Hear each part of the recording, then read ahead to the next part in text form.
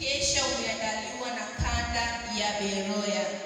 Mkesha ni wana maombi na watu wote ambao umeandaliwa na kanda ya Beroya, na utafanyika mahali hapa kuanzia saa 3 usiku. Makanisa mbalimbali yatakuwepo na sisi wenyeji. Mungu atusaidie tusikose. Amina.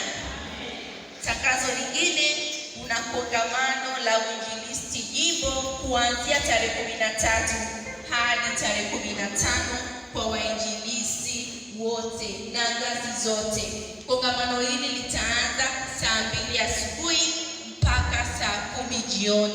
Hiyo saa 2 mpaka saa 10 wainjilisti ngazi zote watakuwa kwenye kongamano.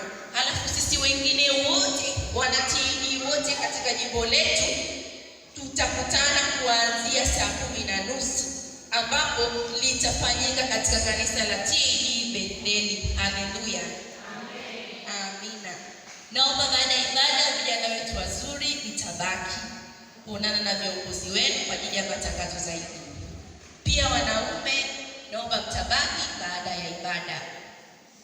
Wanawake pia naomba msiondoke. Wanawake waliopendeza kabisa, siku nzuri, Mungu ametupa neema. Tujipigie vigelegele tena jamani.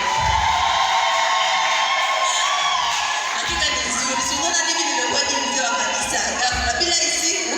Na mwingine labda alikuwa na ratiba mpya lakini siku imefanya mpango mpya. Kuna mwingine kuna kitu alafu leo kuna mambo mazuri sana hapa wanawake wamewaandalia. Unaomba usiwe nje ya ibada kabisa. Leo sitamani kukosa.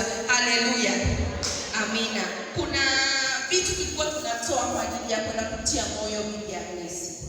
Naomba kama tumekuja na chochote usiondoke nacho. Ukabidhi. Na kama baadaye ratiba itaruhusu tutaenda kumtembelea. Haleluya. Amina. Viongozi wa zamu.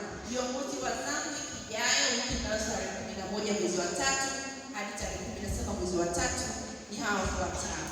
Tuna mzee wa zamu Janet Macha, tunaye Shemasi Wema Simon, tunaye mwalimu wa Sunday School Rachel Muna. Mungu abariki sana. Kwa majina naitwa Rehema Mso.